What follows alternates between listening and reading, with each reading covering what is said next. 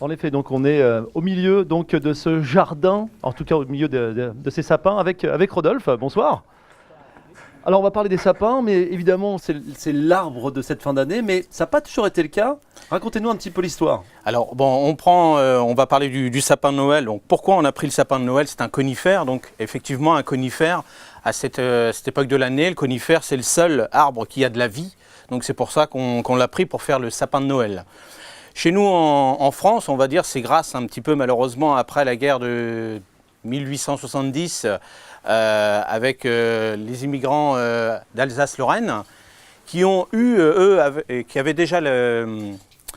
Pardon, parce qu'il me trouve derrière, c'est pour ça. Donc, eux, ils avaient l'habitude évidemment dans leur Ils avaient déjà cette coutume, ils avaient déjà adopté cette coutume chez eux, donc de mettre un arbre dans leur maison. dans leur maison.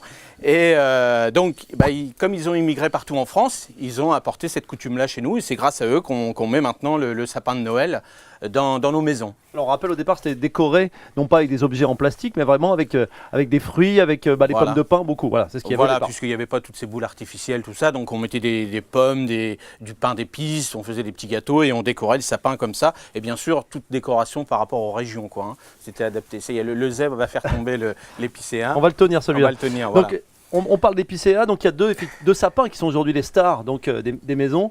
Vous avez l'épicéa, celui-ci, et puis le Norman. On va commencer par le plus grand, il y a un peu de monde. Il est grand, il est là le plus grand, c'est lui le plus grand.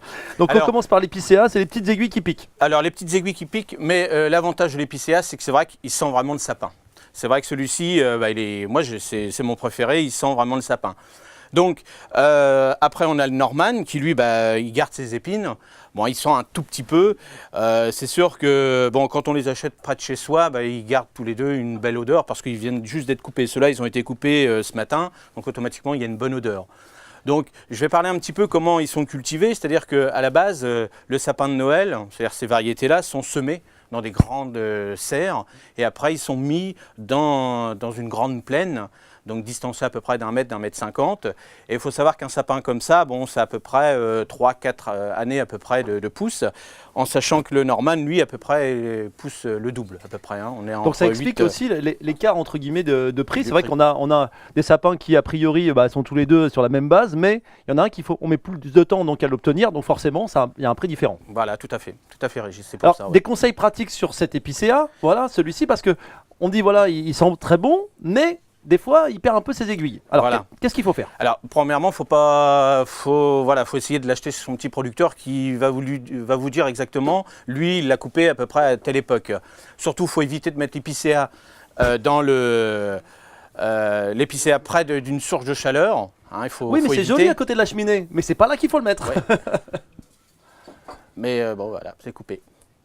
Non, voilà, on est toujours ensemble. Voilà, on est toujours ensemble, d'accord. Donc oui, je disais, c'est joli à côté de la cheminée. Le problème de la cheminée, c'est qu'il va faire 25 degrés et l'épicéa, c'est vrai qu'il n'a pas trop l'habitude d'avoir une chaleur intense comme ça, il aime bien les 10-15 degrés. Donc c'est vrai que il faut éviter de le mettre près d'une source de chaleur. Le Norman, lui, il y a moins de problèmes parce qu'il ne perd pas ses épines. Donc l'élément, c'est le Norman, on peut l'acheter maintenant. L'épicéa, peut-être attendre une petite semaine? Oui, voilà, à peu près le 8-10 décembre à peu près.